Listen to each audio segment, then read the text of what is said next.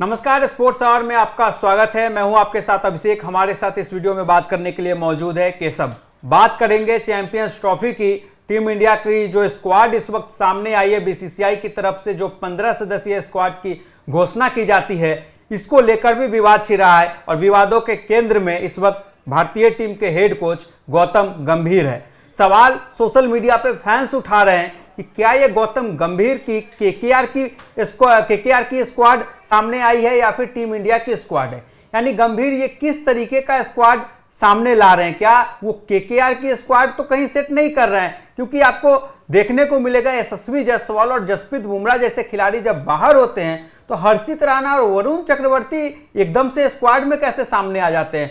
और जो reserve player के रूप में मोहम्मद सिराज, शिवम दुबे जैसे खिलाड़ी आपको वहां बाहर रखें, वो बाहर के बाहर ही रह जाते हैं। तो सवाल उठ रहे हैं गौतम गंभीर के इस प्रक्रिया पे कि आखिर गंभीर ने जो है क्यों केकेआर खिलाड़ियों पे ही ज्यादा गंभीर भरोसा दिखा रहे हैं और इन खिलाड़ियों की डायरेक्ट 15 सदस्यीय स्क्वाड में एंट्री हो जाती है। ना सिर्फ 15 सदस्यीय, हो सकता है चैंपियंस ट्रॉफी में आपको ये केकेआर के जो खिलाड़ी है प्लेइंग 11 में भी खेलते हुए दिखाई दे सकते हैं। तो इसी पे शुरू करते हैं अपने इस वीडियो को और जानते हैं केशव से। केशव, कैसे देख रहे हैं इस पूरे मामले को? देखिए, जो स्क्वाड का सिलेक्शन हुआ है वो काफ़ी विवादों भरा रहा है जी। जहाँ तक कि इस स्क्वाड को देखें तो उसको देखने के बाद ये लगता है कि कहीं ना कहीं फेवरेटिज्म का जो आरोप लगते हैं कोच गंभीर पे कि वो केकेआर की टीम को पिक कर रहे हैं, तो वो सच साबित हुआ नजर आता है। जब जसप्रीत बुमराह को हटाया गया और उसके बाद हर्षित राणा की रिप्लेसमेंट हुई, बाद में उसको फाइनल कर दिया गया क्योंकि जसप्रीत बुमराह एक तरीके से बाहर हो गए हैं और ये तय हो गया है कि हर्षित राणा ही उनके रिप्लेसमेंट के तौर पर खेलेंगे। लेकिन सबसे बड़ी बात यह है कि मोहम्मद सिराज को रिजर्व के रूप में लेने की क्या जरूरत थी। किस स्टैंड के तहत या किस तुलना भी करे, हर्षित राणा या मोहम्मद सिराज, किसे आना चाहिए था डायरेक्ट? मोहम्मद सिराज जो ज्यादा उनको अनुभव है और एक जब बड़े टूर्नामेंट में एक अनुभव की जरूरत होती है, एक फास्ट की जरूरत होती है और जिसके मतलब अच्छी गेंदबाजी कर सकता है, जो ओवरसीज करके आया है, अब बीजीटी में करके आया है, उसको खिलाने की जरूरत है। और जिस तरीके से इंग्लैंड के खिलाफ भले वो लास्ट में विकेट लेते हैं लेकिन पहले उनको मार पड़ती है। एक ओवर में 20 रन 15 रन से ज्यादा ही वो देते हैं। उनकी इकोनॉमी बहुत हाई है। मैंने सारी मतलब जो बॉलर्स रहे हैं उनकी इकोनॉमी रेट देखी है तो इनकी इकोनॉमी तकरीबन 6.5 से ऊपर की रही है हमेशा हर मैच में। तो ये कहना कि सिराज को बिठा करके रिजर्व में डालना और मतलब हर्षित राणा को लेना मुझे समझ से परे रहा। जहां तक यशस्वी जायसवाल की बात है, यशस्वी जायसवाल को क्या सोच करके बाहर किया गया ये भी मुझे समझ में नहीं आया गया और उनकी रिप्लेसमेंट जो है ना वरुण चक्रवर्ती से की गई, ये भी मुझे अभिषेक समझ में नहीं आया।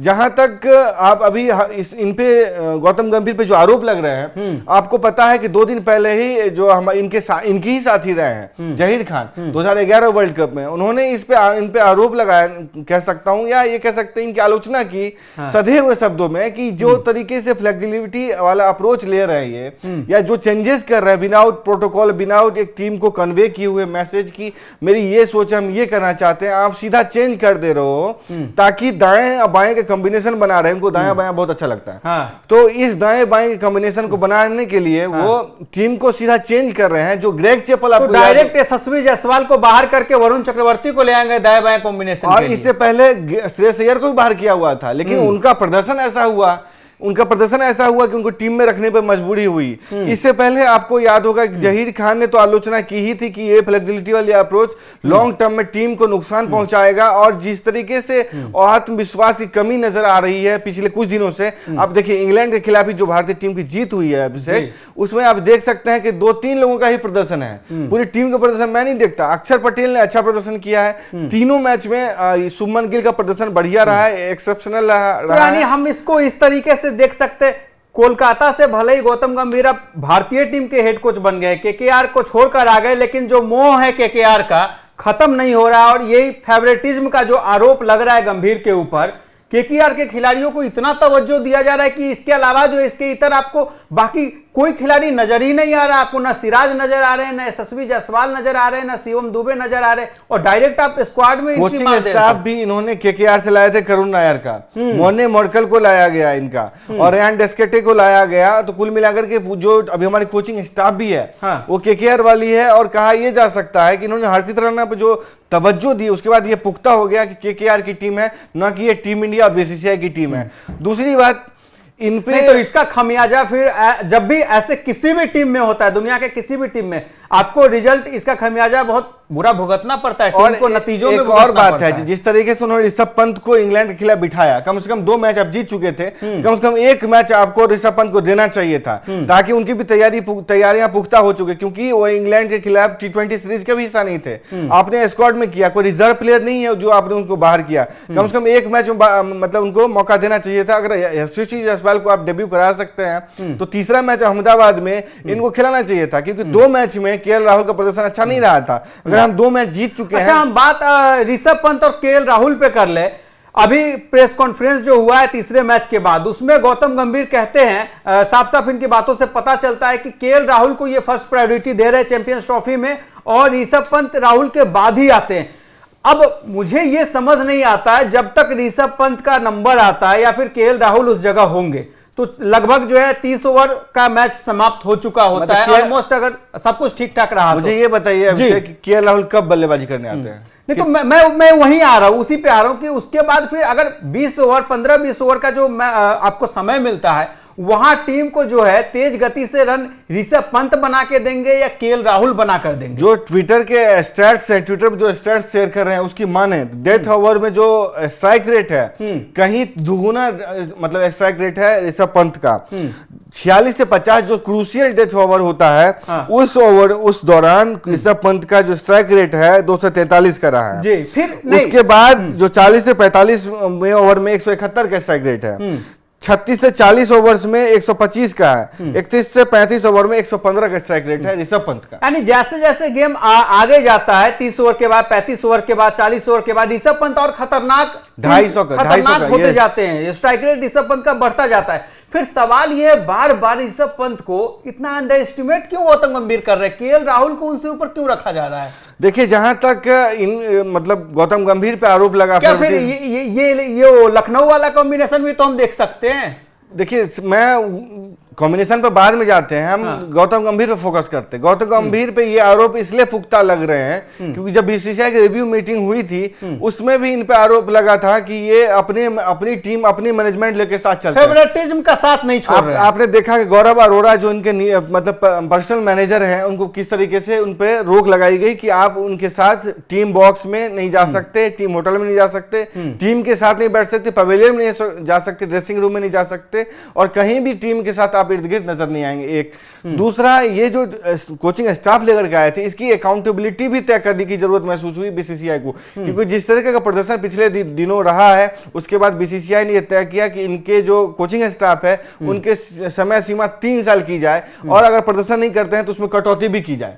तो ये आपने देख सकते हैं कि जो कुछ एक तो प्रदर्शन नहीं, ऊपर से अपनी टीम लेकर के आओ और फिर ये कहो कि क्या कहते हैं केएल राहुल को खिलाएंगे। क्यों खिलाएंगे भाई? जो 3 मैच में मैच था, कम से कम 1 में टेस्ट तो करना चाहिए था ऋषभ पंत को। तमाम क्रिकेट फैंस इस वक्त हैरान है और वो भी यही जानना चाहते हैं कि आखिर गौतम गंभीर अपने कुछ फेवरेट खिलाड़ी को, चाहे बात हम हर्षित राणा की करें, वरुण चक्रवर्ती की करें या फिर केएल राहुल की करें, इन्हें ज्यादा तवज्जो क्यों दिया जा रहा है? और क्या इनके आगे गौतम गंभीर को और किसी खिलाड़ी का कोई परफॉर्मेंस नजर नहीं आ रहा है क्या? क्योंकि चैंपियंस ट्रॉफी है, ये देश का सवाल है, टीम इंडिया के लिए बहुत जरूरी हो जाता है चैंपियंस ट्रॉफी जीतना, क्योंकि अभी अभी आप बॉर्डर गावस्कर ट्रॉफी गंवा कर आ रहे हैं। गौतम गंभीर का भी यहाँ पे टेस्ट होना है, तो क्या अपने टेस्ट में पास होने के लिए गौतम गंभीर अब फेवरेटिज्म पे उतर आए? देखिए, मैं ये कहूंगा कि वो, क्योंकि प्रेशर तो है, गंभीर के ऊपर दबाव है, नो डाउट, क्योंकि रिजल्ट कहीं ना कहीं बीसीसीआई मांगेगी, गंभीर से भी मांग रहा है। पिछले दिनों 2 मीटिंग हुए थे, उसमें इनसे रिजल्ट की मांग की गई थी और कहा गया था रिजल्ट दें। जहां तक आप फेवरेटिज्म की बात कर रहे हैं, तो मुझे लगता है ओवर प्रोटेक्टिव होते जा रहे हैं, मतलब कह सकते हैं कोच गंभीर, क्योंकि उनको लगता है कि मैं अपने अनुसार टीम खेलूं तो वो मेरे अनुसार प्रदर्शन करके देगा। जबकि ऐसा नहीं होता, टीम में जो भी खिलाड़ी आता है उसको टीम के अनुसार संयोजन के अनुसार प्रदर्शन करना आता है। इनकी जो बैटिंग कॉम्बिनेशन में जो फ्लेक्सिबिलिटी थी, या कह सकते हैं टेस्टिंग कह सकते हैं, उस पे भी सवाल निशान लगे। देखिए, जिस तरीके से अक्षर पटेल को 4थे नंबर पे भेजा गया, 5वें नंबर पे भेजा गया, बाद में आप कह सकते हैं केएल राहुल को भेजा गया, जहां पे कि एक ऐसे बैटर की जरूरत है जो तेज खेल सकता है, जहां पे ऋषभ पंत हो सकते हैं। अगर आपको केएल राहुल को टीम में रखना ही है तो नीचे भेजो, जहां से उनसे बेहतर बल्लेबाजी की वो करवा सकते हो। लेकिन ये नहीं चल सकता कि आप लेफ्ट हैंड और राइट हैंड के कॉम्बिनेशन के कारण केएल राहुल को छठे 7वें नंबर पर उतारो, अक्षर पटेल को नीचे उतार दो। इस वजह से ही तो आलोचना कर रहे थे। इसको लेकर भी जब पीसी में सवाल किया जाता है गौतम गंभीर से, तो ऐसा असहज दिखाई देते हो गौतम गंभीर, और कहीं ना कहीं थोड़ा गुस्सा उनका दिखाई देता है कि आप ये सवाल क्यों पूछ रहे हैं। लेकिन सवाल पूछा जाएगा ना जब अक्षर पटेल को आप प्रमोट करोगे और केएल राहुल को उनके फिर नीचे रखोगे, तो कहीं ना कहीं ये आपको ऐसा नहीं लग रहा है अभी भी कंफ्यूज है ये प्लेइंग 11 को लेकर, स्क्वाड को लेकर? कहीं ना कहीं जो सेटिंग होना चाहिए वो सेट नहीं हो पा रहा है स्क्वाड। देखिए स्क्वाड सेट नहीं है। अगर मैं आप इंग्लैंड के खिलाफ ही मैच को देखे अभिषेक, तो उस मैच में भी मुझे लगता है 2-3 लोगों का ही प्रदर्शन रहा, या ये कह सकते हैं कि इंडिविजुअल प्रदर्शन की वजह से हम सीरीज जीतने में कामयाब रहे। पहले मैच में आप देखते हैं, उस मैच में 3 अर्धशतक लगे, जिसमें श्रेयस अय्यर और तो आपको अक्षर पटेल, सुमन गिल ने अर्धशतक मारे, जिस वजह से हम जीत गए। दूसरे मैच में रोहित शर्मा का एक्सेप्शनल बैटिंग थी, जिसमें वो शतक धुआंधार मारा उन्होंने। फिर उस मैच में भी अर्धशतक इन्होंने भी लगाया और श्रेयस अय्यर ने भी अच्छी पारी खेली, तो हम जीत गए। उसके बाद तीसरे मैच में देख सकते हैं सुमन गिल की शतक था, कोहली ने अर्धशतक मारा। फिर उसके बाद कह सकते हैं कि इंडिविजुअल प्रदर्शन की बात करें, जहां तक आप देखते हैं इनकी केएल राहुल की, तो उनका कोई ऐसा खास बल्ला चला नहीं तीनों मैच में। तो मुझे लगता है कि कंफ्यूज तो है, लेकिन मुझे लगता है कि इंग्लैंड वाली ही जो कॉम्बिनेशन है वही मुझे लगता है इंग्लैंड वाले इसमें चैंपियंस ट्रॉफी में खिलाई जाएगी। नहीं तो देखिए सवाल इस वक्त गौतम गंभीर पे भी उठ रहे हैं, पर दर्शकों पे हम छोड़ते हैं। आप लोग बताइए आप लोगों को क्या लगता है, ये क्या वाकई फेवरेटिज्म का शिकार टीम इंडिया इस वक्त हो रही है? क्या केकेआर के खिलाड़ियों को ज्यादा तवज्जो गौतम गंभीर दे रहे हैं? और केशव मैं एक सवाल और करना चाहूंगा, क्योंकि दर्शक फिर ये कहेंगे कि जब स्क्वाड जब चुनी जाती है तो वहाँ कप्तान भी होता है। लोग कहेंगे आपने यहाँ गंभीर पे तो सवाल खड़े कर दिए, तो क्या इसमें कप्तान का कोई रोल नहीं था क्या? तो मैं इस पे आपसे जानना चाहता हूँ कि सब, क्योंकि ऐसा नहीं है कि कप्तान को पता नहीं होता, कप्तान की भी राय ली जाती है स्क्वाड बनाते समय। तो ये जो स्क्वाड आई है, इसमें रोहित शर्मा का क्या रोल रहा होगा, या रोहित का इसमें कोई रोल नहीं है? ये पूरी की पूरी स्क्वाड गौतम गंभीर की चुनी हुई है। रोहित शर्मा का रोल कैसे नहीं है इस मामले में? मैं अगर गंभीर को साइड करूं, तो जब चैंपियंस ट्रॉफी और इंग्लैंड के खिलाफ वनडे सीरीज के लिए उप कप्तान की घोषणा होनी थी, तो उसमें गंभीर का मानना था कि हार्दिक पांड्या को उप कप्तानी देनी चाहिए। लेकिन अजीत अगरकर बतौर सेलेक्टर और कप्तान रोहित शर्मा इस बात पर अड़े रहे कि हम सुमन गिल को कप्तानी देंगे। इस वजह से जो पहले ही टीम ऑलरेडी डिसाइड हो चुकी थी, उसके लिए सिर्फ एक उप कप्तानी वाले सवाल पे जो बहस होती रही, वो 2.5 घंटे लेट तक मीटिंग चलती रही। उसके बाद जो 12 बजे टीम अनाउंस कर रखा गया था, वो 3 बजे जाकर के हो पाया।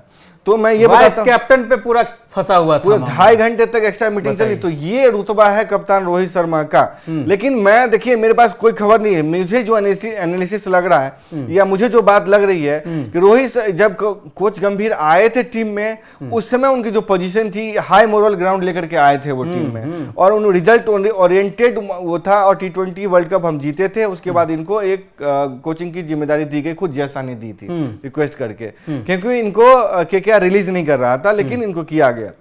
जब ये आए टीम में तो इन मजबूत स्थिति में थे, लेकिन टीम से विवाद सामने आए। लेकिन जब बीसीसीआई ने कुछ प्रतिबंध लगाए, जैसे कि आप खिलाड़ी अपने परिवार के साथ 45 दिनों के जो टूर है उसमें 15 दिन से ज्यादा अपने परिवार को नहीं रख सकता, इनके मैनेजर पे प्रतिबंध लगा कि मैनेजर गौरव अरोड़ा इनके साथ नहीं जा सकता। तो क्या हुआ कि इन्होंने परिवार वाले मसले पे अपने खिलाड़ियों के साथ दिया, कप्तान का साथ दिया कि नहीं हम मतलब ये नहीं होनी चाहिए। तो इनकी जो पोजीशनिंग कमजोर हुई, जब सवाल पूछा गया इनके पर्सनल मैनेजर, इनके स्टाफ से, रिजल्ट मांगा गया, तो इनकी पोजीशन कमजोर हुई, रिजल्ट भी खराब हुआ। तो अब इनको जरूरत महसूस हुई कि कप्तान रोहित शर्मा और जो सीनियर खिलाड़ी हैं उनके साथ खेमेबंदी की जाए और उनके साथ नजर आया जाए, ताकि जब बीसीसीआई जवाब मांगे तो एक मोरल सपोर्ट होता है ना, बैकिंग, वो कप्तान और टीम से भी मिले, ताकि इनकी कुर्सी बची रहे। तो मुझे ये लगता है, देखिए इस चैंपियंस ट्रॉफी में बहुत बड़ी परीक्षा गौतम गंभीर की भी है, इनकी कोचिंग की परीक्षा है, क्योंकि जवाब इनसे लिया जाएगा। अगर खुदा न खास्ता अगर रिजल्ट इधर उधर रहा तो बहुत सवाल उठेंगे, और गौतम गंभीर से सवाल पूछे भी जाएंगे इस स्क्वाड को लेकर, इनकी योजना को लेकर। तो फिलहाल इस वक्त भारतीय क्रिकेट फैंस होने के नाते हम सभी यही चाहेंगे चैंपियंस ट्रॉफी में टीम इंडिया का प्रदर्शन बेहतर हो, टीम इंडिया अच्छा करे, एक और ट्रॉफी आईसीसी ट्रॉफी अपने घर आए। लेकिन फिलहाल इस वक्त सोशल मीडिया पे फैंस जो सवाल उठा रहे थे, उस सवाल को लेकर हम आपके बीच आए। बाकी आप लोगों का क्या कुछ कहना है इस स्क्वाड को लेकर? गंभीर ने जो इस वक्त स्क्वाड चुनी है, जो उन पे आरोप फेवरेटिज्म का लग रहा है, दर्शक इस पे क्या कुछ सोचते हैं? आप लोग भी स्वतंत्र है, अपनी राय हमें कमेंट बॉक्स में दे सकते हैं। फिलहाल स्पोर्ट्स आवर के इस वीडियो में इतना ही। धन्यवाद।